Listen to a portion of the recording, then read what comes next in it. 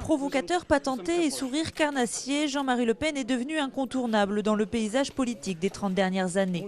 Aujourd'hui, il s'apprête à quitter la présidence du parti frontiste qu'il a créé en 1972. Un règne sans partage qui a duré presque 40 ans. À chaque congrès, ce breton d'origine était réélu par acclamation, sans procédure de vote. Mais sa carrière politique n'a pas débuté avec le FN. Fréquentant très tôt les milieux d'extrême droite, il devient en 1956 le plus jeune député, en étant élu à 27 ans sur les listes de Pierre Poujade. Le Front National ne devient une vraie force politique qu'en 1986, lorsque l'établissement du suffrage à la proportionnelle lui permet de faire élire quelques 35 députés. Fort en gueule, son émergence est aussi médiatique. Jean-Marie Le Pen aime faire le show et multiplie les provocations, comme celle de qualifier les chambres à gaz de détails de l'histoire de la Seconde Guerre mondiale. Des provocations qu'il n'a jamais reniées. J'ai pas de regrets. Non, je n'ai ni remords, ni regrets. Ni repentir.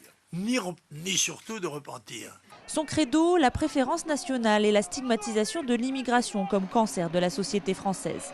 Une rhétorique qui séduit de plus en plus.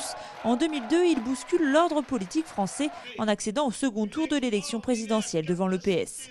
C'est pour réitérer ce succès qu'il a décidé de passer la main, ne se sentant plus la force d'affronter une élection présidentielle. Il m'a paru sage de transmettre le flambeau à des générations plus jeunes, parce que je pense aussi que les responsabilités vont être lourdes. Des responsabilités qu'il espère transmettre à sa fille, Marine Le Pen. Quels que soient d'ailleurs les résultats de ce congrès, on sera tous un petit peu en situation de perte,